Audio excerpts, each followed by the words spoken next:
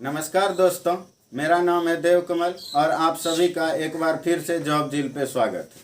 आज हम लोग हेक्साडेसिमल नंबर सिस्टम को पढ़ने वाले हैं। जिस तरह से हम लोगों ने पिछले क्लासेस में देखा था बाइनरी नंबर सिस्टम या ऑक्टल नंबर सिस्टम, उसी तरह से हेक्सा नंबर सिस्टम भी है। जैसे बाइनरी नंबर सिस्टम में दो संकेत 0 और 1 को लेकर के अलग अलग तरह से व्यवस्थित करके सभी संख्याएं लिखी जाती थी। ऑक्टल नंबर सिस्टम में 1 से लेकर 0 से लेकर 7 तक के संकेतों को अलग अलग प्रकार से व्यवस्थित करके सभी संख्याएं लिखी जाती थी। उसी तरह से हेक्साडेसिमल नंबर सिस्टम में 0 से लेकर 15 तक के अंकों को अलग अलग तरह से व्यवस्थित करके सभी संख्याएं लिखी जाती है। लेकिन 10 के लिए अंग्रेजी के बड़ी अक्षर ए का प्रयोग होता है, 11 के लिए बी का प्रयोग होता है, 12 के लिए सी का प्रयोग होता है, 13 के लिए डी का, 14 के लिए ई का तथा 15 के लिए एफ का प्रयोग होता है। तो चलिए हम लोग डिटेल से देखते हैं षोडशी संख्या पद्धति। षट दशमिक संख्या पद्धति या षोडशी संख्या पद्धति, इसी को इंग्लिश में हेक्साडेसिमल नंबर सिस्टम बोलते हैं। षट का अर्थ 6 होता है और दशमिक का अर्थ 10 होता है। इसी तरह से हेक्सा का अर्थ 6 होता है और डेसिमल का अर्थ 10 होता है। वैसे भी आप लोगों ने पढ़ा होगा मोनो 1, डाय 2, ट्राय 3, टेट्रा 4, पेंटा 5, हेक्सा 6, हेप्टा 7, ऑक्टा 8, नोनो 9 और डेका 10। तो हेक्सा का अर्थ 6 होता है। तो हेक्साडेसिमल शब्द दो शब्दों हेक्सा और डेसिमल से मिलकर बना। हेक्सा का अर्थ 6 तथा डेसिमल का अर्थ 10 होता है। अतः इस संख्या पद्धति में कुल 16 संकेत 0, 1, 2, 3, 4, 5, 6, 7, 8, 9 ए, बी, सी, डी, ई तथा एफ होते हैं, जिस कारण इसका आधार 16 होता है। इसलिए इसे षट दशमिक संख्या पद्धति कहा जाता है। इन्हीं 16 संकेतों को अलग अलग प्रकार से व्यवस्थित करके हम सारी संख्याओं को लिखते हैं। इसके मुख्य मान क्रमशः 0 से लेकर 15 तक होते हैं, किंतु 10, 11, 12, 13, 14 तथा 15 को क्रमशः अंग्रेजी की capital letter A, B, C, D, E तथा एफ द्वारा सूचित किया जाता है। इस संख्या पद्धति का आधार 16 होने के कारण षोडशी बिंदु या हेक्साडेसिमल पॉइंट के बाईं ओर प्रत्येक बीट का स्थान 16 के घात, जो कि पूर्ण संख्या में होगा, में बढ़ता है तथा षोडशी बिंदु या हेक्साडेसिमल पॉइंट के दाईं ओर प्रत्येक बीट का स्थान 16 के घात, जो कि ऋणात्मक पूर्णांक होगा, में घटता जाता है, जिसे उसके संगत बीट के साथ गुणा करके प्रत्येक बीट का स्थानीय मान प्राप्त होता है। अब जैसे ए से लेकर एफ तक है, डायरेक्टली कभी कभी हम लोगों को ये याद नहीं रहता है कि इसका मान क्या होता है और हमें शुरू से देखना पड़ता है कि ए के लिए 10 है, बी के लिए 11 है, लेकिन ऐसा नहीं करना है। आप लोग इस तरह से कर सकते हैं। आप लोगों को इंग्लिश अल्फ़ाबेट में लेटर्स का जो भी पोजीशन है रीजनिंग में आप लोग याद किए होंगे, या फिर ए से एफ तक याद ही होगा कि हाँ, ए फर्स्ट पोजीशन पर है, बी सेकेंड पोजीशन पर है, सी थर्ड पोजीशन पर है, डी फोर्थ पोजीशन पर है, ई फिफ्थ पोजीशन पर है और एफ सिक्स्थ पोजीशन पर।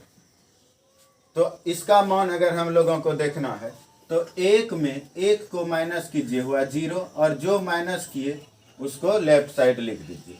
तो क्या आया हमारा 10। तो 10 के लिए ए का यूज होता है। उसी तरह 2 में 1 को माइनस कर दीजिए, आया 1, और जो माइनस किए उसको लेफ्ट साइड लिखिए 11। 11 के लिए बी का यूज होता है। उसी तरह 3 में 1 को माइनस कर दीजिए, आया 2, और जो माइनस किए उसको लेफ्ट साइड लिख दीजिए, आया 12। 12 के लिए सी का यूज होता है। 4 में 1 को माइनस कीजिए, आया 3, और जो माइनस किए उसको पहले लिख दीजिए, और 13 के लिए डी का प्रयोग होता है। 5 में 1 को माइनस कीजिए, आया 4, और जो माइनस किए उसको पहले लिख दीजिए, और 14 के लिए ई का प्रयोग होता है। 6 में 1 को माइनस करिए, आया 5, और जो माइनस किए उसको बाएं लिख दीजिए, आया 15। 15 के लिए एफ का प्रयोग होता है।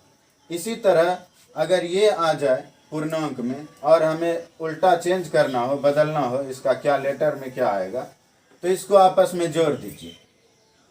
10 को अगर आप जोड़ेंगे तो 10 के दोनों डिजिट को, तो 0 और 1 मिलके बना 1।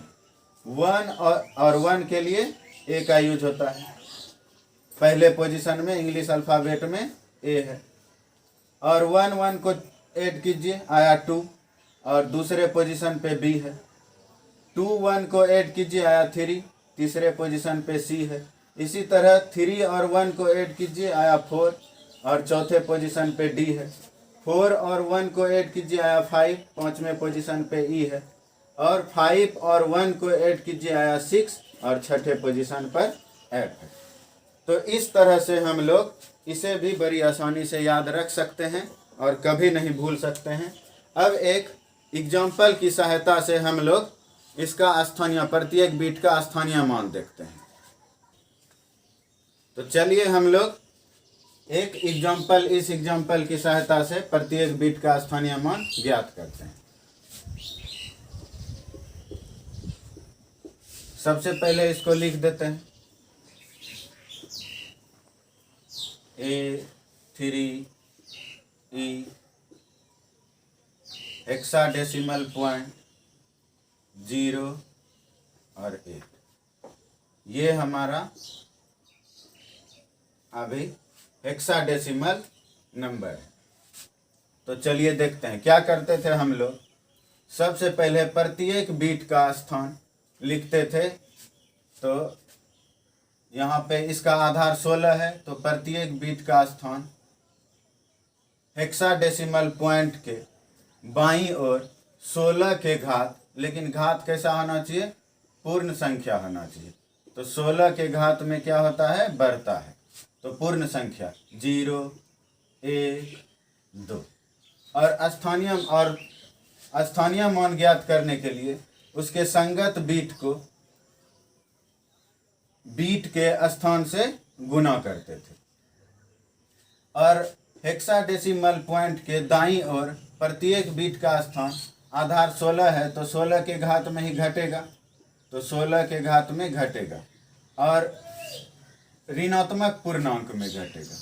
1 घात कैसा होगा, ऋणात्मक पूर्णांक होगा। अब इसका स्थानीय मान देखते हैं। सबसे पहले पूर्णांक वाले भाग का, यहाँ से यहाँ तक पूर्णांक वाला भाग है और यहाँ से यहाँ तक भिन्नांक वाला भाग है। तो पूर्णांक वाले भाग का देखते हैं। ए के लिए आप लोगों को अभी थोड़ी देर पहले मैंने बताया था, अगर याद नहीं रहता है तो क्या करेंगे, ए का पोजीशन देखेंगे क्या है, पहले स्थान पर है इंग्लिश अल्फ़ाबेट में, और जो स्थान पर है उसमें 1 को माइनस करेंगे, आया 0, जो माइनस किए उसको लेफ्ट साइड लिख देंगे। तो ए का वैल्यू कितना होता है, 10 होता है। तो 10 गुना, पहले ए ही लिख दीजिए, अगले लाइन में इसको कर देंगे, ए गुने 16 पर पावर 2 बराबर होगा 10 गुना 16 का स्क्वायर कितना होता है, 256, गुना कर दीजिए 2560। तो ये इसका स्थानीय मान आ गया। अब इसका स्थानीय मान देखते हैं। इस बीट का क्या लिखेंगे, 3 गुने 16 पर पावर 1 बराबर 3 गुने 16 बराबर 48। अब इसका देखते हैं स्थानीय मान। ई गुने 16 पर पावर 0। अब आप लोगों को बताया था मैंने कि ये 5वें पोजीशन पर है, तो 5 में 1 माइनस कीजिए, आया 4। जो माइनस किए उसको लेफ्ट साइड लिख दीजिए, तो ई का वैल्यू हुआ 14। और 16 पर पावर 0 है, इसका मतलब है 1। 14 गुना 1 बराबर 14। ये इसका स्थानीय मान हो गया। अब चलिए फ्रैक्शनल पार्ट की तरफ। सबसे पहले इसका ही स्थानीय मान देखते हैं। 8 गुने 16 पर पावर -2 बराबर होगा 8 गुने 1/16 का स्क्वायर बराबर होगा 8 गुने 1/16 का स्क्वायर 256। 8 से जब इसको आप कटाइएगा तो 8 तिया 24 और 8 दूना 16, तो आ गया 1/32। अगर आप इसको दशमलव में बदलते हैं तो इसका वैल्यू आएगा 0.03125। अब चलिए अगले बीट का स्थानीय मान देखते हैं। 0 को किसी भी संख्या से गुना करेंगे तो मान 0 ही आएगा। चलिए अब हम लोग हेक्साडेसिमल नंबर सिस्टम का डेसिमल नंबर सिस्टम में कन्वर्जन देखते हैं। तो 60 दशमिक संख्या पद्धति, चाहे पूर्णांक हो या भिन्नांक हो, का जब हम दशमलव संख्या पद्धति में परिवर्तन करेंगे तो सिर्फ प्रत्येक बीट के स्थानीय मान को आपस में जोड़ देंगे। और प्रत्येक बीट का स्थानीय मान हमने अभी पिछले एग्जाम्पल में निकालना सीखा था। वही एग्जाम्पल यहाँ पे है, बस फर्क इतना है कि इसको दशमलव संख्या पद्धति में बदलना है। वहाँ पे हमको सिर्फ प्रत्येक बीट का स्थानीय मान ज्ञात करना था, तो यहाँ तक हमने किया था। अब इसमें दशमलव संख्या पद्धति में बदलना है हम लोगों को। तो क्या करेंगे, प्रत्येक बीट के स्थानीय मान को जोड़ देते हैं, तो इनको आपस में जोड़ दें। तो यहाँ योग लिखते हैं हम लोग। तो देखिए इसका योगफल क्या आया, 8 4 12 2 बचा 1, 6 4 10 1 11 1 12 बचा 1 5 1 6 और 2, 2622। पूर्णांकीय भाग हमारा आया 2622 दशमलव संख्या पद्धति में। और भिन्नांकीय भाग इसमें एक तो 0 ही है और दूसरा ये आया है, तो 0 में किसी भी संख्या को ऐड करेंगे तो वही रह जाएगा। 0 ऐड करने से तो कोई फर्क पड़ता नहीं, तो इधर योग हमारा यही रह जाएगा। अर्थात जो संख्या हमारा हेक्साडेसिमल में दिया हुआ था उसका समतुल्य दशमलव संख्या पद्धति में क्या होगा देखते हैं। A3E हेक्साडेसिमल पॉइंट 08, इसका बेस 16। हमेशा याद रखिए, लिखना कभी मत भूलिएगा। पूर्णांकीय भाग का समतुल्य क्या आया है हमारा 2622 दशमलव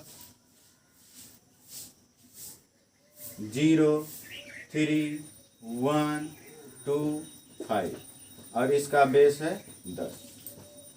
ये हमारा हेक्साडेसिमल नंबर सिस्टम है और ये हमारा डेसिमल नंबर सिस्टम है। तो इस तरह से हम लोगों ने 60 दशमिक संख्या पद्धति को दशमलव संख्या पद्धति में बदलना सीखा। तो चलिए अब हम लोग डेसिमल नंबर सिस्टम का जो इंटीजर पार्ट है उसका हेक्साडेसिमल नंबर सिस्टम में कन्वर्जन देखते हैं। तो दशमलव संख्या पद्धति जो कि पूर्णांक में होगा का 60 दशमिक या षोडशी या हेक्साडेसिमल संख्या पद्धति में परिवर्तन, इसकी पूरी प्रक्रिया दशमलव संख्या पद्धति से बाइनरी संख्या पद्धति में परिवर्तन के जैसी ही। जैसे दशमलव संख्या पद्धति में हम लोग 2 से भाग देते थे, उसी तरह इसमें हम लोग 16 से भाग देंगे। लेकिन जब शेष 10, 11, 12, 13, 14 या 15 आएगा तो उसके स्थान पर हम लोग क्रमशः A, B, C, D, E या F का प्रयोग करते हैं। तो चलिए एक एग्जाम्पल की सहायता से देखते हैं। जैसे 419 को, जो कि दशमलव संख्या पद्धति में है, को 60 दशमिक संख्या पद्धति में बदलना है। तो हम लोग बाइनरी वाले में हम लोगों ने पढ़ा था कि सबसे पहले संख्या को हम लोग लिखते हैं। तो चलिए लिख देते हैं 419। फिर बाइनरी में क्या करते थे हम लोग, यहाँ 2 से भाग देते थे। इसमें हम लोग 2 की जगह 16 से भाग देंगे। यहाँ पे हम लोग शेष लिखते थे और यहाँ पे भागफल लिखते थे। तो भाग देते हैं, 16 दूना 32, 32 9 41, आ गया यहाँ 99, 16 छः का 96, 96 3, शेष आ गया 3। फिर 16 से एक बार में भाग लगा, शेष बच गया 10। अब 10 के लिए क्या लिखा हुआ है, 10 के लिए क्रमशः 10 के लिए ए का प्रयोग करते हैं। तो 10 के लिए तो ए लिख देते हैं। फिर 16 से भाग देंगे 0 बार में और शेष आ गया 1। फिर दूसरा क्या था कि जो भी शेष है उसको हम लोग नीचे से ऊपर के क्रम में लिखते हैं। अर्थात 419 को अगर हम 60 दशमिक संख्या पद्धति में बदलें तो क्या आएगा देखते हैं। 419 जो कि दशमलव संख्या पद्धति में है, इसको अगर 60 दशमिक में बदलें तो क्या करेंगे हम लोग, नीचे से ऊपर की ओर शेष को लेते हैं 1, उसके बाद 10, 10 के लिए ए का प्रयोग करेंगे और 3, लेकिन इसका बेस होगा 16। तो इस तरह से हम लोगों ने इंटीजर पार्ट को, दशमलव संख्या पद्धति के इंटीजर पार्ट को हेक्साडेसिमल संख्या पद्धति में बदलना सीखा। अब हम लोग दशमलव संख्या पद्धति के भिन्नांकीय भाग को, अब हम लोग दशमलव संख्या पद्धति के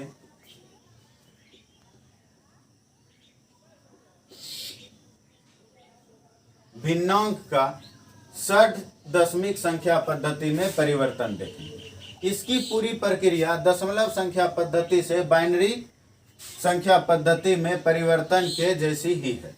फर्क सिर्फ इतना है कि इसमें 2 की जगह 16 से गुना किया जाता है। इसमें 2 की जगह हम 16 से गुना करते हैं, 16 से गुना करते हैं।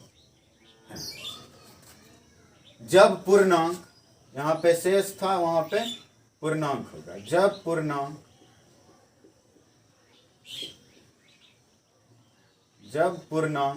10, 11, 12, 13, 14 या 15 आता है तो इसके स्थान पर हम लोग क्रमशः A, B, C, D, E या F का प्रयोग करते हैं। तो चलिए एक एग्जाम्पल की सहायता से देखते हैं। जैसे एक एग्जाम्पल देखिए, 0.65625 को, जो आधार 10 है, इसका मतलब है ये दशमलव संख्या पद्धति में, को 60 दशमिक संख्या पद्धति में बदलें।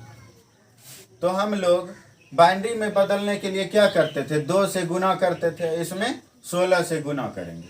तो चलिए करना शुरू करते हैं। संख्या को लिखिए 0.65625 इंटू 16, इसको गुना कीजिए। 16 पंचे 80, बचा 8, 16 दूना 32, 8 40, बचा 4, 16 96, 4 100, बचा 10, 16 पंचा 80, 10 90, बचा 9, 16 96, 9 105। नीचे से जो बाकी रहा था उसको मिटा देते हैं। 5 अंक के बाद दशमलव है तो दाईं ओर से 5 अंक के बाद दशमलव लगा दीजिए। और इधर हम लोग पूर्णांक लिखते थे। पूर्णांक यहाँ पे क्या है, 10 है। तो 10 के लिए तो हम लोग a का प्रयोग करते हैं। फिर फ्रैक्शनल पार्ट को फिर 16 से गुना करते थे। फ्रैक्शनल पार्ट में 0.5 के बाद 4 जीरो पर लास्ट जीरो के बाद कोई भी दूसरा डिजिट नहीं है जीरो के अलावे, इसलिए इन शून्यों का कोई वैल्यू नहीं है। तो हम लोग लिखते हैं 0.5 इंटू 60, 16 पंचा 80, एक अंक के बाद दशमलव। यहाँ हमारा फ्रैक्शनल पार्ट समाप्त हो गया और पूर्णांक हमारा 8 प्राप्त हुआ। अब हम लोग इसमें ऊपर से नीचे के क्रम में लिखते थे पूर्णांक को। तो अगर हम इसका समतुल्य षट दशमिक संख्या पद्धति में संख्या देखें तो क्या होगा, अर्थात 0.65625 जो कि दशमलव संख्या पद्धति में है, बराबर होगा 0। ये हेक्साडेसिमल पॉइंट है A8, इसका बेस 16 होगा। तो इस तरह से हम लोगों ने देखा कि फ्रैक्शनल पार्ट को भी हेक्साडेसिमल संख्या पद्धति में कैसे बदल सकते हैं। तो दोस्तों, आज की क्लास में बस इतना ही। अगर आपको वीडियो अच्छा लगा हो तो वीडियो को लाइक करें, अपने दोस्तों के साथ शेयर करें और चैनल को सब्सक्राइब करें। जब सब्सक्राइब करते हो तो बेल आइकन को दबाना ना भूलें, ताकि मेरी अगली वीडियो जैसे ही अपलोड हो तो उसकी नोटिफिकेशन आपको सबसे पहले मिल सके।